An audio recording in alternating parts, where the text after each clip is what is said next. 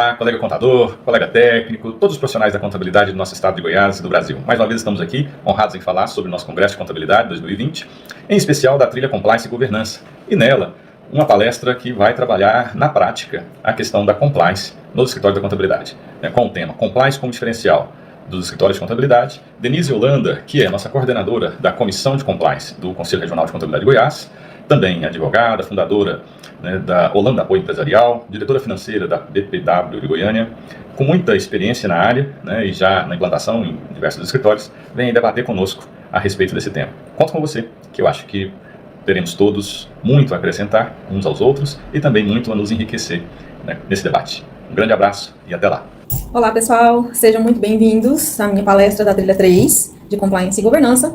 Eu sou Denise Holanda, sou coordenadora da Comissão de Compliance e Governança Institucional do CRC, com muito orgulho, e vocês hoje vão me ouvir falar um pouquinho a respeito de compliance como diferencial nos escritórios de contabilidade. Embora eu mesma não seja contadora, eu atuo muito próximo aos contadores em todos os meus projetos. Eu trabalho muito próximo com os departamentos de contabilidade, justamente porque as minhas áreas de implantação são controladoria, compliance, governança corporativa. E em cada um desses níveis, porque na minha opinião, na verdade, são apenas peças do mesmo quebra-cabeça, que é a gestão profissionalizada, a gente sempre chega na demanda de informações e demonstrações contábeis idôneas e que exista alguém preparado e comprometido com a análise, com a depuração dos dados, para que isso se transforme em informação gerencial e para que seja garantida a idoneidade e a tempestividade das informações que a gente vai levar para uma tomada de decisão. Ainda que fique parecendo, talvez, que quando a gente fala que a contabilidade ela é uma peça-chave para as tomadas de decisão, fica parecendo que é porque a gente está esperando um momento, um uau, assim, dentro do dia a dia da empresa, como se a gente fosse tomar uma decisão muitíssimo importante, vamos abrir um IPO, vamos fazer uma fusão, que são questões grandiosas para as empresas, e aí de repente fica parecendo que é para um momento mais para frente, que é um futuro não tão próximo de nós ainda. Mas não é assim. No dia a dia, as empresas precisam de tomadas de decisões importantíssimas para elas, mas são pequenas decisões, são pecinhas na engrenagem da operação delas, mas que são extremamente importantes e que dependem diretamente de análises de informações e demonstrações contábeis. É preciso que alguém consiga traduzir essas informações, E aí, como eu sei que vocês já participaram do dia anterior da nossa convenção e já ouviram outras palestras, dos nossos colegas que estavam falando no dia anterior, vocês já ouviram um pouquinho a respeito da parte teórica, de compliance, e então não vou entrar muito nesse quesito, de falar sobre de onde veio, o que significa essa palavra em inglês, quais são as legislações aplicáveis, qual é a origem, qual é o histórico, que são questões bem teóricas, e que eu vou deixar para vocês se aprofundarem mais, quem tiver interesse específico, no tema de compliance, porque existe todo um arcabouço legal, existe um arcabouço teórico, inclusive. Existem várias vertentes, existem as vertentes no Brasil de compliance estritamente ligado ao combate à corrupção, e existem versões mais elásticas, como a minha, por exemplo, e daqui partilha o CRC, principalmente diante da minha coordenação na comissão, de que compliance, na verdade, é uma ferramenta de gestão, e ela permeia todos os processos, todas as fases, todos os departamentos de uma empresa ou de uma instituição, e a gente acaba precisando que isso se sistematize. Por que eu falo isso? Porque a gente sabe, e vocês sabem melhor do que eu, que a contabilidade já garante regularidade. Contabilidade e irregularidade são duas vias que andam juntas, porque a contabilidade já se encarregava de que as empresas aderissem às normas desde os primórdios. É necessário seguir a legislação, é necessário fazer um planejamento antes, é necessário definir normas antes mesmo da empresa abrir, tomar uma decisão a respeito de um formato societário, é melhor para essa empresa que ela seja uma limitada, que ela seja uma IRL, que ela seja uma SA, ou que ela seja instalada num município que tem um benefício fiscal X ou Y, que ela decida por uma forma de apuração, pelo simples, que ela decida pelo lucro real, pelo lucro presumido, lucro real trimestral, balanço de suspensão, enfim.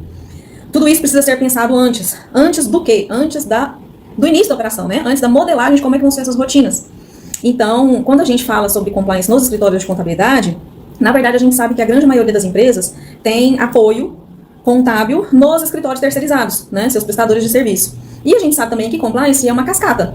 Então, as empresas que, por obrigatoriedade, precisam ter compliance, elas estão sendo obrigadas pelo seu nível de cima, muito provavelmente regulatório, e elas vão passar isso para frente, né? Então isso vai, para eu ter um programa de integridade para apresentar, por exemplo, para uma ANS, no caso de um plano de saúde, ou de um hospital que está sendo chamado a apresentar seu programa de compliance, por exemplo, pelo próprio plano de saúde, eu tenho que passar esse programa para frente, né? Eu tenho que tanto demonstrar as minhas próprias demonstrações contábeis, que é um requisito inescapável, né, de qualquer programa, de qualquer demonstração de que existe efetivamente compliance na minha empresa, mas também eu preciso garantir que as pessoas com quem eu contrato também sejam compliant, né? Também adiram às normas de compliance. Agora fiquei na dúvida, né? Vamos usar aderir, que é mais tranquilo.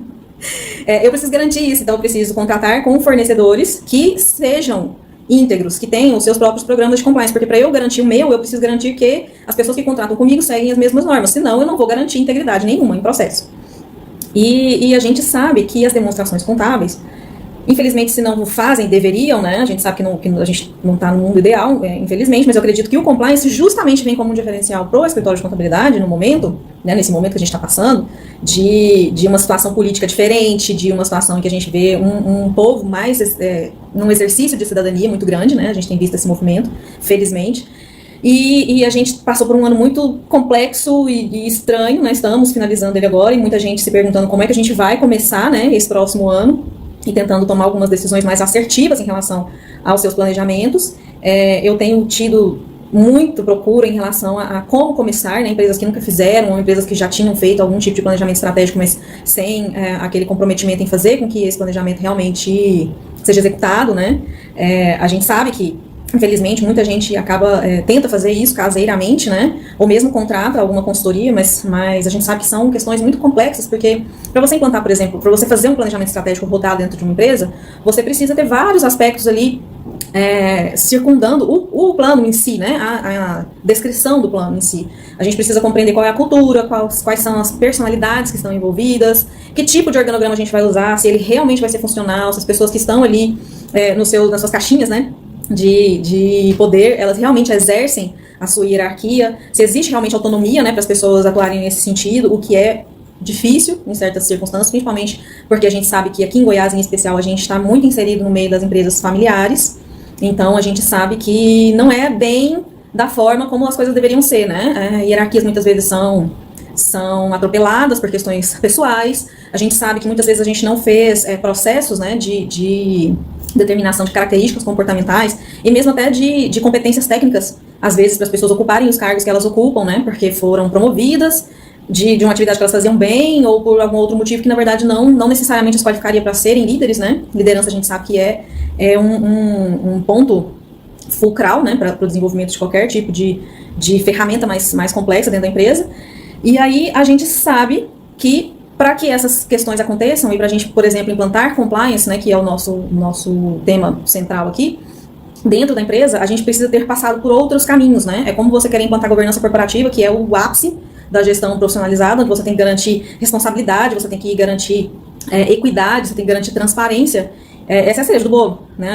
Quem trabalha com governança sabe disso. E o compliance está bem ali com a governança, no sentido de que eu preciso ter efetivamente uma cultura de compliance dentro da empresa, né? A gente sabe que a gente não vai conseguir fugir de algumas estruturas que são, como é que eu posso dizer, são um tanto rígidas, né? Como, por exemplo, eu sei que não é possível ter um programa de compliance sem um código de ética. Não existe, mesmo que eu tenha uma empresa pequena, esse código vai ter, sei lá, 2, 3 páginas, mas enfim, né? Se eu tiver um carrinho de cachorro quente, né, vai ser alguma coisa ali bem simples, mas isso precisa estar escrito em algum lugar, e isso precisa ser reforçado por alguém. Então, daí vamos para o tal do compliance officer, uma outra expressãozinha em inglês que as pessoas não entendem, ficam meio na dúvida do que significa. Precisa ser alguém de fora, precisa ser alguém que só faz aquilo, né, mas nada mais é do que, na verdade, você ter o famoso pai da criança, né, nenhum processo, nenhum projeto, acho que nenhum plano, na verdade, funciona se alguém não ficar responsável por uma tarefa, né, por cumprir aquelas tarefas e alguém ficar responsável por cobrar. Então, 5W2H básico, né, para implantação de qualquer coisa, compliance não é diferente. Mas, no escritório de contabilidade, ele acaba sendo um diferencial porque é muito comum a gente ver a contabilidade relegada nas empresas, e isso é uma briga, né, já constante, isso é uma bandeira, inclusive, dessa administração do CRC, e eu tenho participado disso com afinco, porque eu acho importantíssimo que isso mude, mas a gente tem muitas empresas, e eu encontro isso muito mesmo, a gente tem visto a contabilidade ali relegada à entrega de documentos, né, eles recebem aquele tanto de documento, aquele tanto de dados, ficam lá lançando, né, imputam um monte de coisa, não dá tempo de fazer nada, não dá tempo de fazer análise, não dá tempo de fazer relatório, não dá tempo de fazer nada que seja gerencial, porque o calendário é uma loucura. E as obrigações são pesadas e são complexas e mudam o tempo todo, né? Tem que fazer atualização de layout, tem que fazer atualização de integração de programa, é uma loucura. E aí a gente vê a contabilidade basicamente lidando com dados, né, brutos. E uma outra pessoa, quando a gente encontra isso em alguma empresa mais robusta, em alguma corporação mais complexa, outro profissional, outro departamento é que pega isso, né, e ainda imputa uma responsabilidade à contabilidade, na verdade, que ela garanta que a operação é idônea. Mas isso, na verdade, é apenas uma questão de validação de que, do famoso cara crachá, né? Aconteceu isso de verdade, eu quero saber se a contabilidade realmente está me dizendo que aconteceu, e é isso. E vai lá cumprir suas obrigações acessórias, não deixa eu ser multado, não deixa eu ser autuado, e de preferência faz para mim uma previsão dos meus tributos para eu poder colocar isso no meu fluxo de caixa e não ser surpreendido com uma guia que eu achava que ia pagar 5 mil e vou pagar 50, né? No decorrer do mês. E aí isso é muito ruim, assim, se empobrece, né? Eu acredito muito nisso, a atuação do contador dentro da empresa. Porque a gente tem visto que o operacional realmente engole os contadores. E os escritórios terceirizados ainda me parece que é pior ainda, porque é necessário girar vários pratinhos, né? São várias empresas de regimes tributários diferentes, de estruturas diferentes, de culturas diferentes. Tem um que você importa, tem um que você recebe pelo correio eletrônico, tem um que você recebe documento ainda, aquela loucura. O pessoal não te entrega, você tem que ficar cobrando. Não vem mesmo, então você toca do jeito que dá. Tem 1 milhão de universos ali dentro de um escritório de contabilidade, normalmente, né? Ainda que esses escritórios existe uma tendência, na verdade existe uma sedimentação, né, disso, que muitos escritórios se especializaram, né? Tem gente que só atende simples, alguns escritórios só atendem lucro real, para tentar, né, diminuir um pouco essa diversidade, essa infinidade de mundos que existem ali no dia a dia da operação contábil. E eu acho que a gente deveria virar esse jogo. Eu sou advogada de formação, e não acredito no compliance como caixinha dos advogados. Assim como é impossível para qualquer pessoa que tenha algum conhecimento mais profundo de LGPD, por exemplo, que é uma parte, né, uma caixinha dentro da caixinha do compliance, que é a LGPD, é impossível você implantar efetivamente sem a concorrência de várias disciplinas ali, né? Você precisa do contador, você precisa do TI, você precisa do advogado, você precisa do gestor. Sem essas 4 cabeças, você não vai a lugar nenhum. Você vai ficar ali rodando, patinando. Pode dizer que implantou, pode ter um checklist ali, pode ter conseguido fazer alguma coisa, mas efetivamente o espírito que deveria ter sido feito não foi. Por quê? Porque, na verdade, a gente sabe que a empresa não é um organismo vivo. Todo mundo que trabalha comigo nas minhas consultorias, assim, mais complexas, tipo implantação de GRC, implantação de controladoria, compliance, governança, ou mesmo de planejamento sucessório, entende isso assim, todo mundo sempre me fala essa frase, né? Aliás, são duas que eu ouço muito, que é o caminho sem volta, e o segundo é que a empresa efetivamente é um organismo vivo, porque a gente começa a fazer as modelagens de processo, por exemplo, quando você vai fazer a implantação do compliance, você precisa fazer algumas etapas de levantamentos, né, digamos assim. E aí você desenha as regras, os métodos, as normas, né, como você vai garantir o compliance dentro da sua empresa, e para a maioria das empresas, na verdade, que não contratam com o governo, ou que não exercem atividades muito, muito complexas, do tipo uma mineradora de petróleo, ou uma empresa que contrata com o governo para construção de obras, né, de grande porte, que você terceiriza, quarteiriza e cede uma parte do seu contrato, faz joint venture, faz consórcio, e uma infinidade de normas que precisam ser levadas em consideração, e aí a gente vai levar norma de toda a ordem.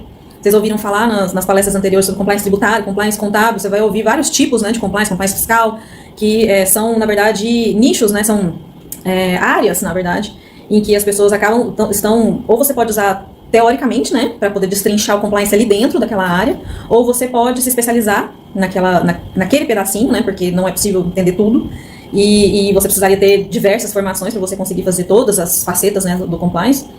Mas, na verdade, você vai fazer, quando a gente vai implantar compliance numa empresa, você precisa que esse compliance seja 360 graus, ele precisa abarcar todos os seus processos, né, todas as suas rotinas, todas as suas relações.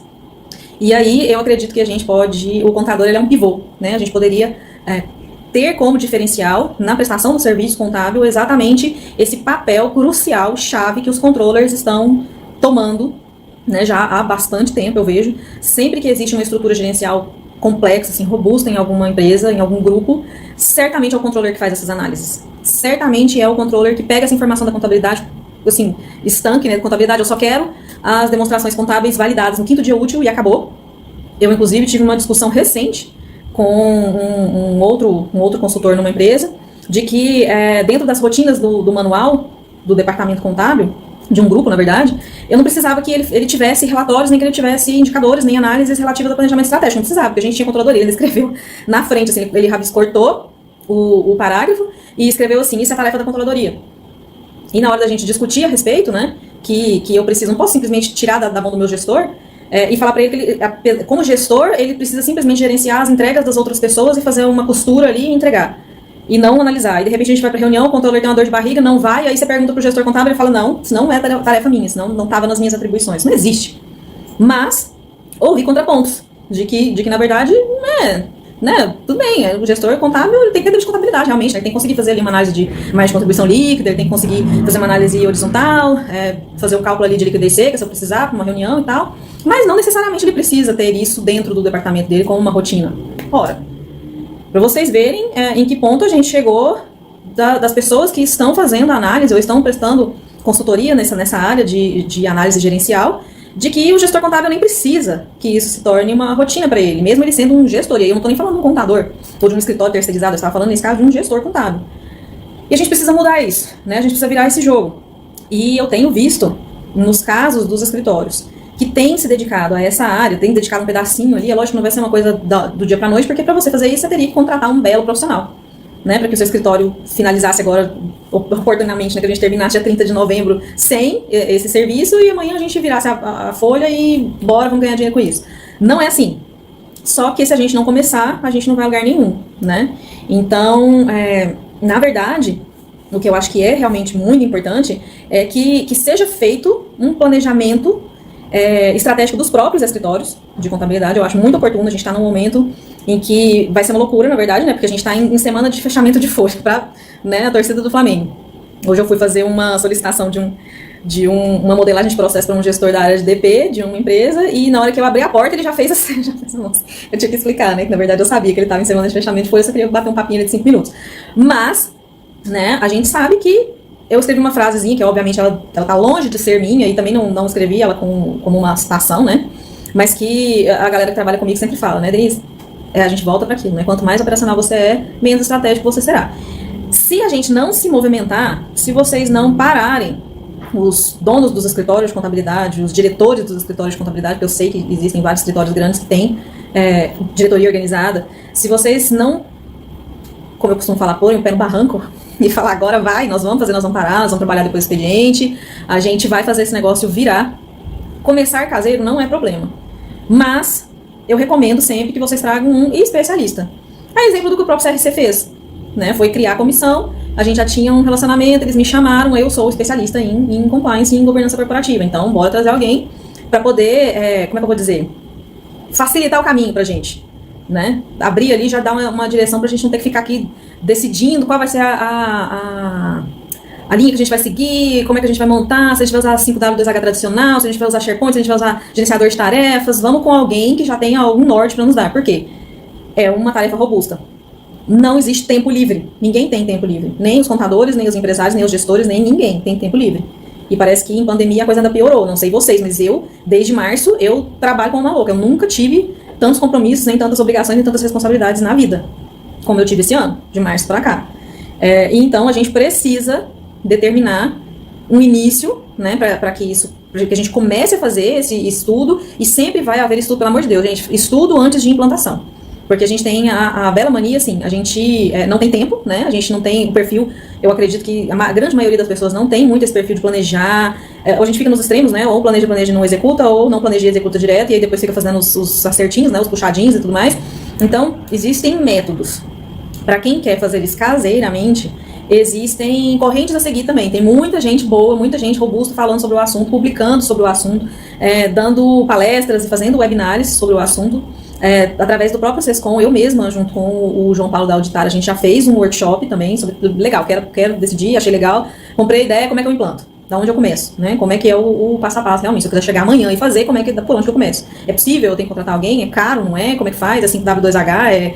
É diagrama de Chical? Enfim, todas aquelas ferramentas, né? Preciso de um gerenciador de tarefas? Não preciso? Isso se faz pelo WhatsApp, basta criar um grupo. Bota uma pasta em nuvem e a gente divide, compartilha o link. Enfim, como é que a gente vai fazer isso, né? Porque, gente, é uma infinidade de passos. É uma infinidade. Você tem que pensar nos detalhes mesmo. Quem vai acessar isso? Quem vai ter input nisso? Como é que vão ser essas reuniões? Porque se a gente não marcar, todo mundo desmarca, né? Eu não posso amanhã por causa disso. Então vamos marcar depois de amanhã. Não, aí sou eu que não posso.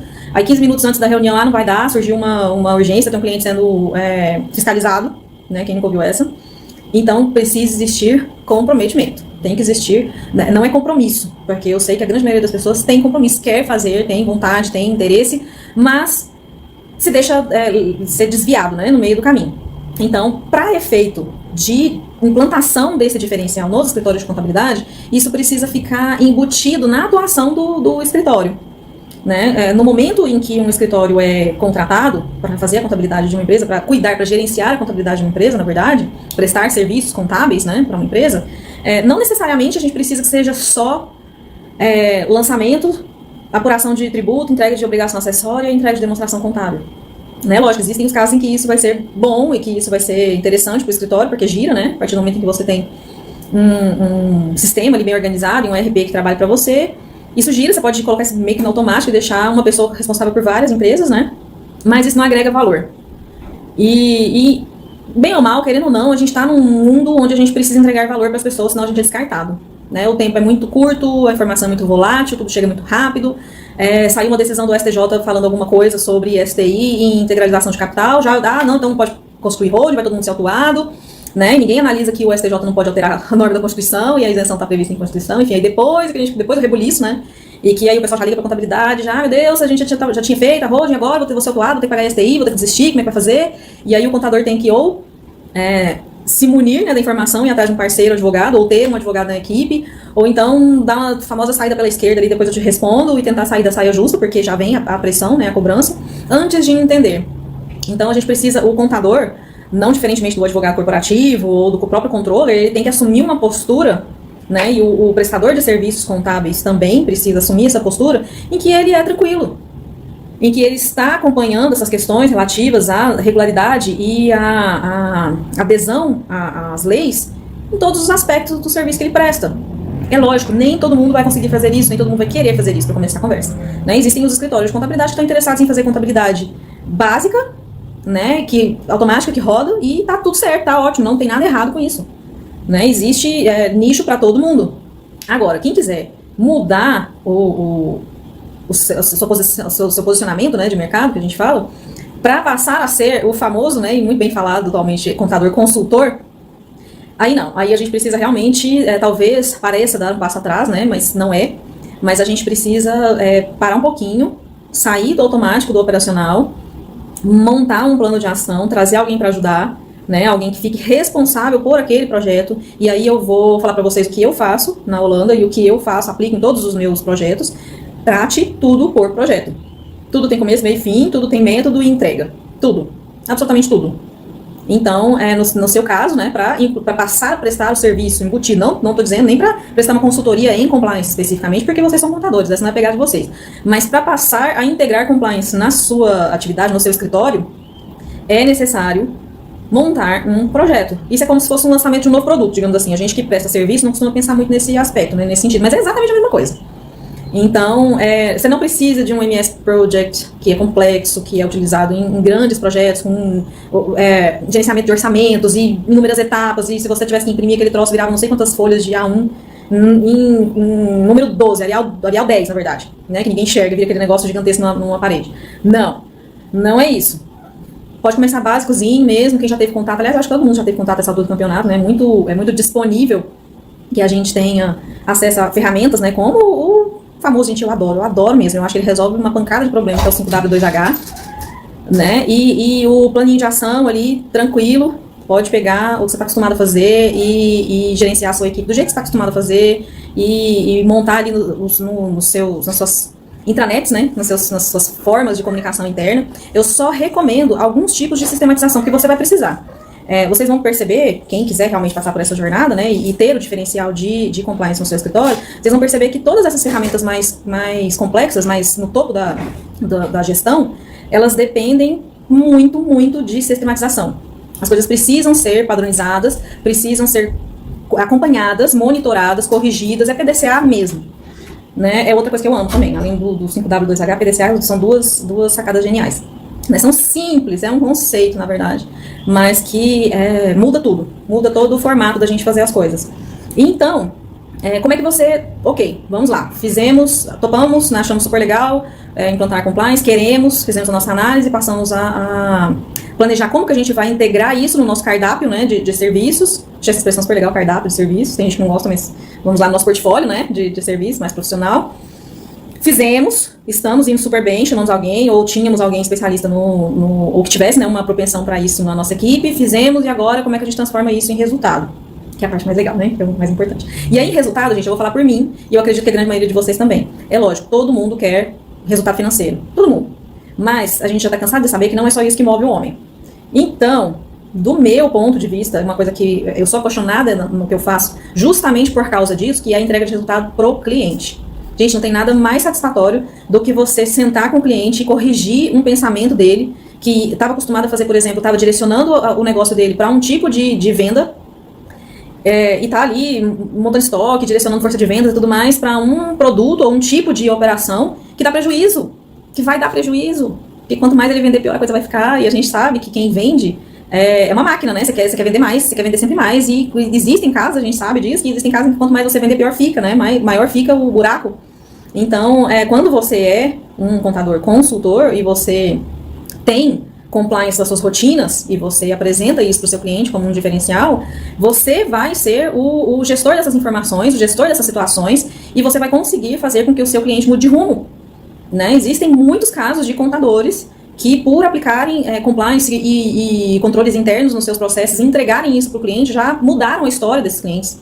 Né? Empresas pequenas que viraram monstros, empresas que estavam descendo, né, caindo, quase quebrando, viraram o jogo, deram a volta por cima e são empresas sólidas.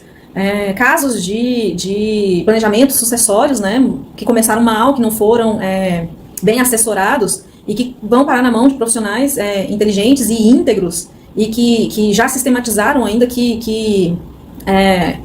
pelo conhecimento, né, pela lógica que os processos seguem, uma cadeia, uma correção, um processo corretivo da situação, né, uma análise mais detalhada antes de continuar tomando decisões, e tudo isso gera um resultado maravilhoso. Né? Então, eu entendo e acredito nisso plenamente, que todos os escritórios de contabilidade que incluírem compliance, ainda que não seja para poder prestar esse serviço de alguma forma direta ao cliente, que eu acredito até que, no caso, nem seria salutar, por sair do escopo, né, de vocês, mas que o compliance nas suas próprias rotinas e garantindo o seu próprio programa de integridade, certamente vão melhorar os seus processos, vão melhorar a sua eficiência, vão melhorar suas entregas e vão melhorar o seu resultado. Sem sombra de dúvidas. Quando você tem um processo descrito, modelado, né, pensado em cima, porque a gente mapeia o formato como ele é feito, a gente pensa em cima dele, né, de diversas formas, fazendo brainstorm com a equipe inteira, que é o que eu recomendo, na verdade, porque surgem uns insights muito interessantes de quem não está envolvido diretamente no processo, e aí você redesenha ele de acordo com o ideal, isso é a modelagem. Você pensa, você consegue visualizar, quando você coloca no papel e vai pensar naquilo, tudo que você já tinha uma certa intuição, já tinha ouvido falar, já tinha uma ideia, não conseguia pôr o dedo no problema, tudo aquilo descortina. Então a implantação do compliance, no mínimo, ela vai garantir para você um diagnóstico do seu próprio negócio. Porque os passos de implantação de compliance e de acompanhamento, né, para garantir que a integridade exista e que o programa é cumprido, você tem que estar sempre revendo, né, você tem que estar sempre analisando. Aquele processo financeiro meu, ele realmente é eficiente? Eu consigo realmente controlar? Vamos fazer uma validação? Vamos pegar o processo do jeito que eu descrevi e vamos verificar na prática como é que ele está acontecendo, vamos ver se isso realmente acontece, né? Existe adesão? Existe. Ele é eficiente? Ele é eficiente. É possível melhorar? Quase sempre vai ser possível melhorar. Ainda por uma automação ou por algum ajuste, praticamente sempre vai ser possível melhorar. E melhorar sempre garante algum tipo de retorno para nós, ainda que seja o retorno pessoal, né? De ter conseguido sempre ser uma pessoa ou uma empresa melhor, mais eficiente, que entrega mais resultado. Então, para mim, gente, o compliance nas rotinas contábeis já é um sucesso, né? Já por si só seria motivo, né, para a gente poder ligar compliance com contabilidade. Mas ainda mais quando eu penso nos serviços que são prestados, né, pelos meus parceiros, diversos colegas que têm os escritórios de contabilidade, para ajudar os seus clientes, entregar valor para o seu cliente, melhorar, agregar valor aos seus próprios serviços, e isso efetivamente é um diferencial. Embora exista uma corrida, né, nesse sentido, tem muita gente falando sobre isso, acho que só esse final de semana eu peguei pelo menos, sem medo de errar, 3 ofertas no mercado de formação de consultores em questões complexas, governança corporativa, holdings, né, familiares, que é um outro tema que eu falo muito, porque holding não é solução da lavoura, né, e a holding em si só é só uma ferramenta, ela não é uma estrutura, ela não é um projeto em si, mas esse é assunto para outro tema. Mas, na verdade, não vai ser simples. Não vai ser todo mundo que vai conseguir fazer isso, não vai ser uma corrida, bom, agora vai ser normal, não vai ser mais diferencial. Não é assim, eu acho que vai levar, sei lá, talvez a gente chegue nunca nesse patamar. Então, vale a pena investir. A gente sempre procura, nos nossos parceiros, competências acima da média, né? Porque, obviamente, quando eu vou buscar um parceiro ou qualquer outro tipo de consultor, e hoje em dia isso é muito comum, muito comum, né? A gente ter consultorias em parceria, no Brasil inteiro isso acontece, em todos os tipos de áreas, em todos os tipos de projetos, em todos os tipos de cliente. Eu vou buscar alguém que tenha um processo tão complexo quanto o que eu estou implantando. Então, quando eu vou buscar um contador, tanto para implantar em alguma empresa, né, porque a gente acaba passando por isso, né, pela indicação do profissional ou pela validação, né, do escritório, quanto para trazer junto comigo, eu vou buscar um escritório que consiga, né, fazer uma modelagem de um processo, uma padronização de uma rotina ou uma revisão de um manual de padronização de rotinas, por exemplo, que não é uma coisa comum, mas infelizmente, né, a gente está tentando mudar isso em relação à documentação, né, dos processos e das implantações de compliance nos processos, através de manuais, através de códigos, através de POPs, e muita coisa que o pessoal da qualidade já está acostumado, né, muito tempo antes da gente. Então, existem fontes, existem ISO, normas da ISO, existem várias normas da ISO, tá, que falam sobre implantação, que dão passos, né, que dão nortes, que dão, inclusive, como é que eu vou dizer, estruturas, né, para que você efetivamente comece a trabalhar com compliance. Existem informações, efetivamente, né, de empresas já sedimentadas e que se dedicam a isso, e aí o contador pode ser conselheiro, né, a implantação de governança, que não está muito longe do compliance, sempre tem, né, o conselho de administração ou o conselho consultivo. Já vi diversos contadores, né, sendo alçados para essa situação de ser conselheiro. E aí, quando você tem um diferencial como compliance no seu escritório, fica muito mais fácil, né, porque esse relacionamento com o cliente, com o empresário e com as cabeças que tomam decisão, né, dentro das empresas, que hoje em dia são malhas cada vez mais complexas, né, diretores tomam decisões até uma certa alçada, a gente tem conselhos compostos por até 9 pessoas, o maior conselho que eu já peguei, 9 pessoas dentro de uma sala tentando tomar uma decisão a respeito se a gente abre uma filial aqui, ou se a gente fecha uma filial ali, ou se a gente abre um novo produto, se a gente abre um novo mercado, e tudo isso, gente, parte das informações que o contador pode dar, né? Então, o contador e o prestador, né, de serviços contábeis, que na verdade eu acabo chamando como contador assim mesmo, são cruciais para isso, e podem muito bem, e devem, na verdade, porque eu acho que são os mais aparelhados, são os mais indicados, né, para oferecer informação nesse sentido, nesse nível de tomada de decisão real, de decidir se lançar um novo produto é bom ou é ruim para o resultado da empresa, se analisar se um orçamento que está sendo proposto para o ano que vem, se ele é factível ou não, né, se as decisões que a empresa vai tomar a respeito de certas operações, se eu vou importar matéria-prima ou não, se eu vou fazer uma joint venture ou não, se eu vou montar uma SCP no lugar de um consórcio por causa da tributação, e se aquela operação, se eu vou mudar o formato, né, de apuração dos tributos que incidem sobre aquela operação, se aquilo vai passar a ser, por exemplo, um prejuízo ou não, enfim, tudo isso eu preciso, e as pessoas relegam isso a segundo plano. A gente traz o comercial, traz o financeiro e toma decisão, e a contabilidade não figura nessa discussão aí, né? Nesse grupo de pessoas que vão tomar essas decisões.